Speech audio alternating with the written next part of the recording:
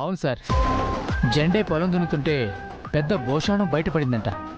అది చాలా పురాతనమైన కాలందంట. పురాతన భోషాణం అంటే అందులో ఎన్నో నిధి నిక్షేపాలుంటాయి. వాటి విలువ వేల కోట్లలో ఉంటుంది. అంటే జెండే పంట పండించకముందే నిధుల పంట పండింది కదా సార్. వాడి పంట పండితే మన కొరికేదంటే ఎలాగైనా సరే ఆ భోషణాన్ని మనం దక్కించుకోవాలి. పురాతన నిధి నిక్షేపాలకి ఫారిన్ కంట్రీస్లో ఊహించినంత వాల్యూ ఉంటుంది. ఆ డబ్బుతో 10 ఫ్యాక్టరీలైనా కట్టచ్చు. సార్, ఆ బాక్స్ని శివారెడ్డి వాళ్ళ ఇంటికి తీసుకెళ్లారంట. దాన్ని ఎలా సార్ తీసుకోవడం? ఆ ఇంటికి వెళ్ళి అక్కడున్న అందరినీ చంపేసి ఆ బాక్స్ని తీసుకొచ్చేద్దాం. సార్, అందరినీ అంటే ఆ శివారెడ్డిని కూడానా? శివారెడ్డి అయితే ఏంటి? వాడేమన్నా నాకు బంధువా, చుట్టమా? కాదు కదా. నాకు డబ్బే ముఖ్యం. అందరినీ చంపేద్దాం. పదండ్రా.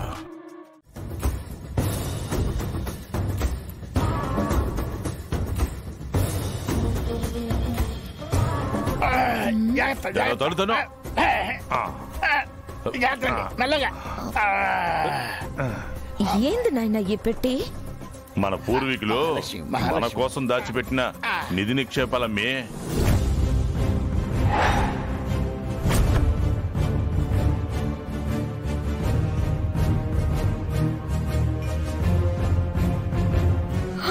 అంటే ఇందులో బంగారం, వజ్రాలు, రత్నాలు ఉంటాయా నాయనా?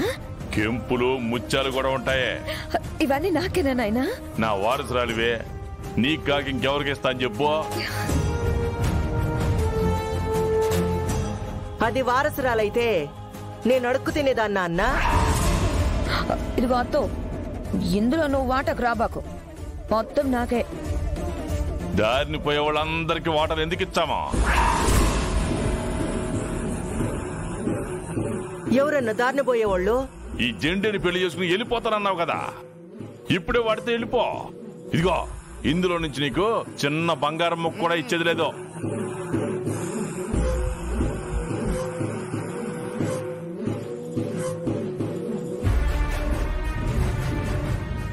ఏంది నోటి మాట రాలేదు? చాలా థ్యాంక్స్ అన్నా. మా పెళ్లి ఒప్పుకున్నావు చాలు. ఆయన ప్రేమను మించిన ఆస్తులు, నిధి నిక్షేపాలు నాకేం వద్దు. వావ్, బంగారం లాంటి మాట చెప్పారండి. జెండే సార్, కాస్త లేట్ అయినా కరెక్ట్ ఆవిడ్ని పెళ్లి చేసుకోబోతున్నారు మీరు. మీ ప్రేమకి నేను ఫిదా అయిపోయానండి. అదేం లేదు శంకర్, ఎవరి ప్రేమైనా సరే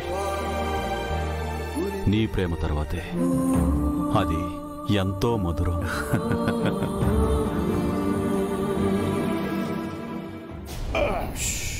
చాలు చాలు, మీరు మీ ప్రేమలో మీ ఇద్దరు పెట్టి సర్దుకుని వెళ్ళిపోండి.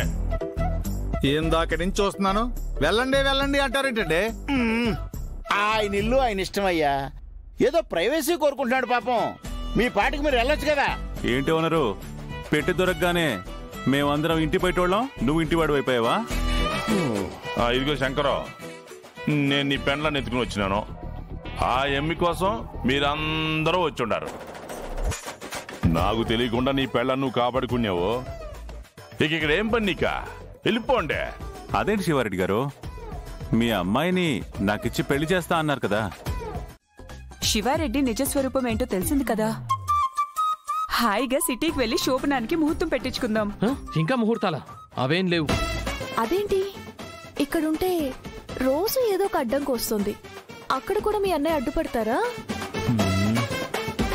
ముహూర్తాలు లేవు అంటే డైరెక్ట్ గా హనీమూన్ అని అర్థమే, పిచ్చి మొహమా. డైరెక్ట్ గా హనీమూన్ కు వెళ్తున్నామా? నిజమా? అవును, కుదిరితే కాశ్మీర్కి వెళ్దాం, కుదరకపోతే కొడాయి కెనాల్ కైనా వెళ్ళిపోదాం. మన దగ్గర అంత బడ్జెట్ లేదని మీ అన్నయ్య వద్దంటారేమో. ఇలాంటి వాటికి అన్నయ్య అస్సలు వెనకడ్డు.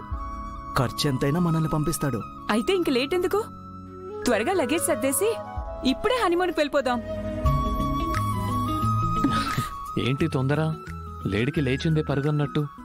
లేట్ అయితే మళ్ళీ ఏ ప్రాబ్లం వస్తుందో ఏమో. అదేంటి అలా తుమ్మారు? తుమ్మొచ్చింది, తుమ్మాను. అమ్మో, ఆ గదలు తుమ్మితే ఈ గదలు వినిపించింది. ఇంత పెద్దగా తుమ్మాడు అంటే ఖచ్చితంగా ఏదో ప్రాబ్లం రాబోతోంది. అసలు ఇది నోరేనా? ఇక్కడి నుంచి ఎటైనా మనం వెళ్ళిపోతే అన్ని ప్రాబ్లమ్స్ సాల్వ్ అయిపోతాయని నేను అనుకుంటుంటే, ఒకవేళ అది కంటపడినా వెంటనే దాన్ని తిరిగి భూస్థాపితం చెయ్యాలి, కానీ దాన్ని తెరిచే సాహసం మాత్రం చెయ్యకూడదు. తెరిస్తే ఏం జరుగుతుంది స్వామీజీ? చెప్పలేం. మన ఊహకందనిది ఏదైనా జరగచ్చు. ఆ పెట్టెను బయటికి తీశారా ఏంటి? అవును స్వామీజీ, ఇంటికి తీసుకొచ్చాం.